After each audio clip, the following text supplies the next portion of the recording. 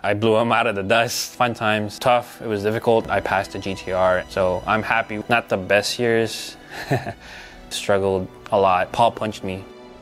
Going into the heat, our brake pressure just went poof.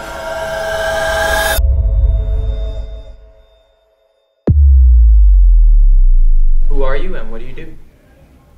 I'm Levin and I'm a tech manager here at VoroMotors. I got into the PEV world around 5-6 years ago. It started with e-boards, electric skateboards. The Meepo days, the boosted days, the college days. After that, I decided to sell my boards and I started looking into e-bikes, and that's where the rabbit hole started to begin. Yeah, after that, maybe a couple more years, LAPEV was born. I am one of the founders of LAPEV. I have a team behind me, shout out to them, especially Smalls. I've been taking care of the group ever since we started, and we've grown exponentially throughout the past 2 years. Other than that, I just kept learning, reading, watching, and expand my knowledge to the most effective way possible. And I ended up working for Ryan, actually, if you guys didn't know.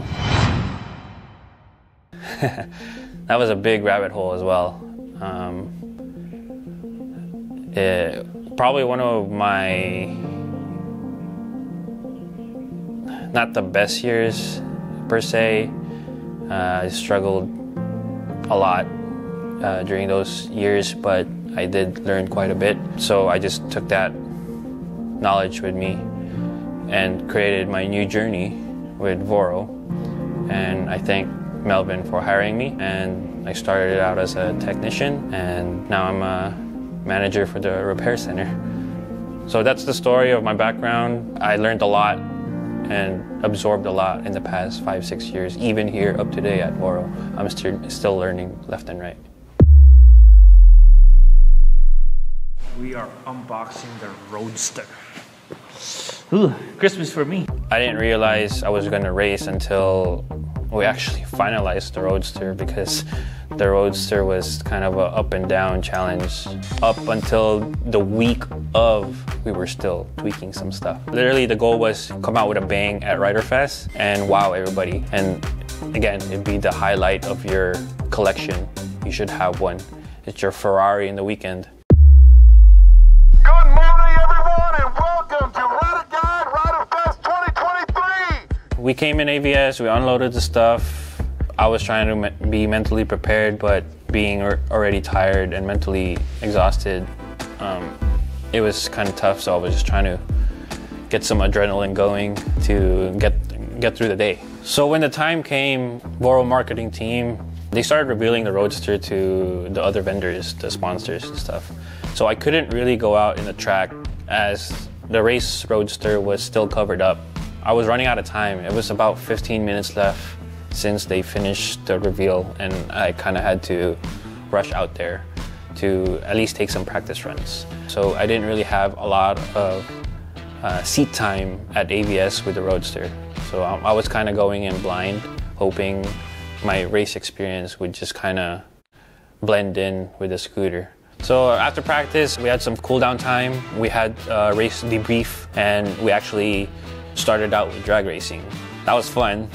Roadster beat the emotion right off the line. Even Paul said it was probably one of the most powerful scooters that he's seen. There's no question what the fastest accelerating scooter here is right now. It's the Roadster. I thought I was done, and then he came out again and said, hey, let's go race again. But he took out the GTR instead and put it all in max settings.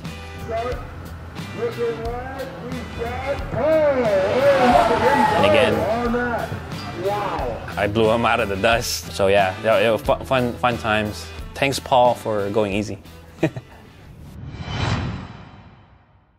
During qualifying, I was ready right on the get-go. It was 15 minutes of just going around and around. I think it was about maybe 5-6 laps in that 15 minutes. I wasn't trying to hit fast times. I was trying to get used to the scooter because I didn't have that much time during practice to get used to it. So the time wasn't even a factor to me. After qualifying, I said, you know what, I'll just go for it during the heat and final races. I knew I was in the heats already, but going into the heat, our brake pressure just went poof.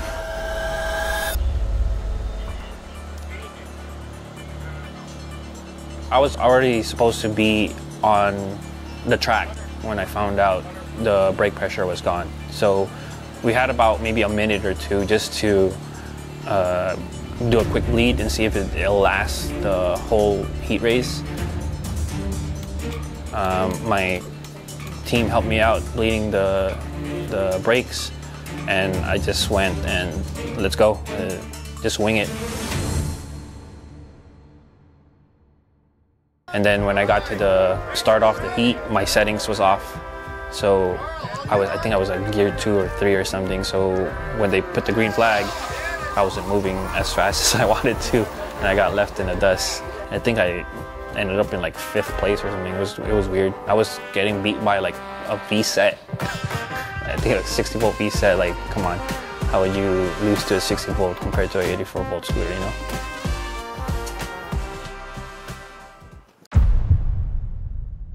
Mindset going into the final, I knew I had a bad heat race just because of the brake issue. I wasn't happy with it, so we just had to use what we got and try to podium at least. It was tough, it was difficult. I even had a nosebleed. Paul punched me, just kidding. So things got a little heated about who was going to be the fastest. And man, I'm sorry about punching you in the nose, dude. I don't know what came over me. I know you want every single advantage, but yeah, just, you know, you could have just asked, you know. You know, when it comes to racing, I just see red sometimes. I don't know. We're just getting close, no violence. We're against that. Yeah, it was hot. Again, I was mentally exhausted. It was like 90 degrees out there, and we had fans going in and out, so I was trying to cool down and work around the pits, and I started getting a nosebleed, which is pretty normal for me when I go from hot to cold. It's finally finals. We lined up, me thinking, man, do I even have a shot here? I have no rear brake. I'm just trying to, you know, finish without crashing.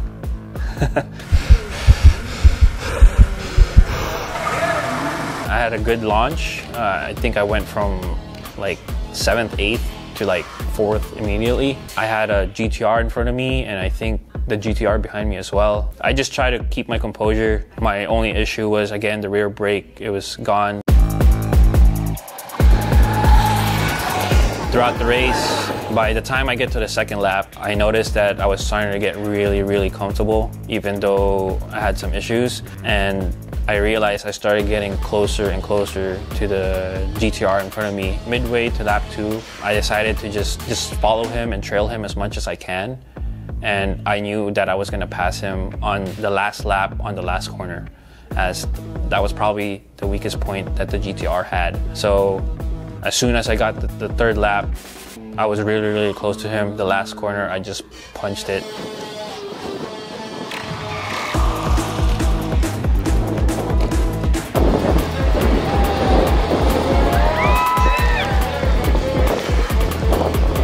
And I passed the GTR, and the Roadster got podium P3.